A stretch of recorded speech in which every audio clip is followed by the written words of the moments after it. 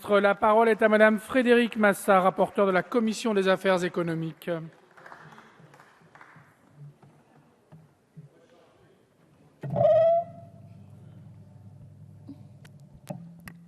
Monsieur le Président, Madame la Ministre, Monsieur le Président de la Commission des affaires économiques, mes chers collègues, conciliant la protection de la qualité de l'air, le développement de filières industrielles novatrices et l'impératif de transition énergétique, le déploiement du véhicule électrique est un chantier d'intérêt national qui appelle une réponse rapide et efficace. C'est pourquoi le groupe majoritaire a décidé de prendre l'initiative sur ce sujet. Par la voie d'une proposition de loi, nous avons souhaité mettre en place un cadre légal permettant le déploiement d'un réseau national d'infrastructures de recharge de véhicules électriques sur l'espace public. Déposée sur le bureau de l'Assemblée nationale le 25 février 2014, cette proposition de loi a fait l'objet d'un examen en commission des affaires économiques le 15 avril. Elle a ensuite été adoptée en séance publique par notre Assemblée le 6 mai. Voté par le Sénat le 6 juin dernier, ce texte a été voté conforme en commission des affaires économiques le 18 juin et aujourd'hui, il nous revient en deuxième lecture. Donc, nous pouvons voir, mes chers collègues, qu'effectivement, le débat a eu lieu. Il a pu avoir lieu en commission, mais également en séance. Ainsi que la rapidité du calendrier de la procédure législative le montre, ce texte est placé par le gouvernement en haut de la liste des priorités et nous l'en remercions. Je remercie Monsieur le ministre Arnaud Montebourg, mais également Carole Delga, ici présente, d'avoir participé activement à ce travail législatif qui trouvera certainement, du moins nous le souhaitons tous, son aboutissement aujourd'hui. Cette proposition de loi, l'Assemblée nationale avait adopté en première lecture un dispositif clair et ciblé, organisé autour de deux axes. La présente proposition de loi donne la possibilité à un opérateur national de déployer un réseau d'infrastructures de recharge de véhicules électriques sur le domaine public dès lors que l'opération s'inscrit dans un projet de dimension nationale. Cet opérateur bénéficiera d'une exonération de redevance d'occupation du domaine public.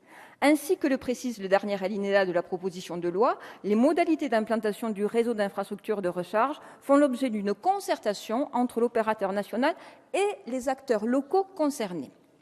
Le Sénat, dans sa lecture, a précisé utilement certains points du texte. Ainsi, il a d'abord souhaité remanier le deuxième alinéa de la proposition. Celui-ci définit désormais de façon exhaustive les deux critères qui permettent de considérer comme projet et de dimension nationale. Ainsi, un tel projet doit concerner au moins deux régions. Le nombre et la répartition des bornes à implanter assurent un aménagement équilibré du territoire.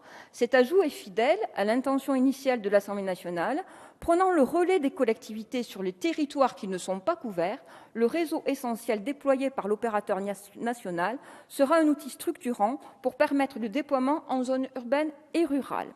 Le véhicule électrique est une alternative prometteuse, notamment, cela a été rappelé, pour les populations des zones rurales dépourvues de transport collectif et qui effectuent de longs trajets quotidiens, notamment entre le domicile et le travail, qui sont coûteux en carburant. Elles doivent être donc au centre de l'attention des futurs opérateurs nationaux. Un tel ajout garantit par ailleurs la constitutionnalité du texte. Le gouvernement ne peut pas refuser d'approuver un projet valable pour des raisons qui ne seraient pas précisées dans la loi. Le législateur se prémunit ainsi d'un éventuel risque d'incompétence négative qui aurait pu être soulevé si les critères définissant la dimension nationale du projet n'avaient pas été suffisamment précisés. Le Sénat a aussi apporté des modifications techniques à la proposition de loi. En premier lieu, la compétence octroyée à l'État ou l'opérateur national s'étend désormais à l'entretien et à l'exploitation du réseau d'infrastructures. Cet ajout est bénéfique à l'ensemble des parties prenantes. Les usagers, l'État, les collectivités ont ainsi l'assurance que l'opérateur national fournira un service complet et qu'il ne laissera pas le réseau national en jachère une fois celui-ci installé.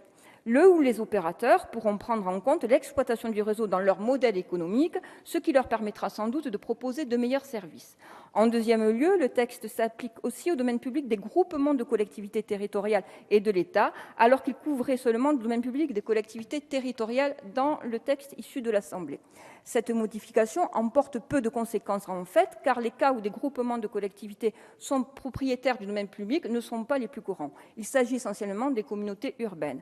En dernier lieu, les collectivités gestionnaires du domaine public sont incluses dans la concertation sur les modalités d'implantation des bornes sur le domaine public En pratique, cela concerne les établissements publics de coopération intercommunale, des ajouts qui ont été faits notamment par le biais de nos collègues parlementaires, et je les en remercie.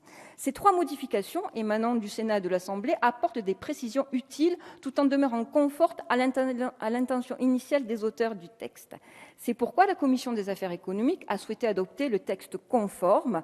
Si nous en faisions de même aujourd'hui, mes chers collègues, la proposition de loi entrerait en vigueur immédiatement. De cette façon, nous pourrions donner le coup d'envoi aux initiatives des opérateurs souhaitant participer à la construction du réseau national de bornes de recharge. En titre de conclusion, je souhaiterais effectivement rappeler que nous n'aurons pas fini avec le sujet sur le véhicule électrique, puisque dans le cadre de la transition énergétique, un certain nombre d'articles sont consacrés aux véhicules électriques, et notamment l'article 10, à compter du 1er janvier 2016, les services de l'État, lorsqu'ils jugeront par de plus de 20 véhicules automobiles de moins de 3,5 tonnes, devront acquérir ou utiliser lors du renouvellement du parc au moins 50% de véhicules électriques hybrides rechargeables. Ce même article habilite le gouvernement à prendre par ordonnance des dispositions de nature législative permettant de mener des expérimentations en matière de circulation de véhicules à délégation de conduite. L'article 11 fixe un objectif ambitieux, installer d'ici à 2030 au moins 7 millions de points de recharge sur des places de stationnement.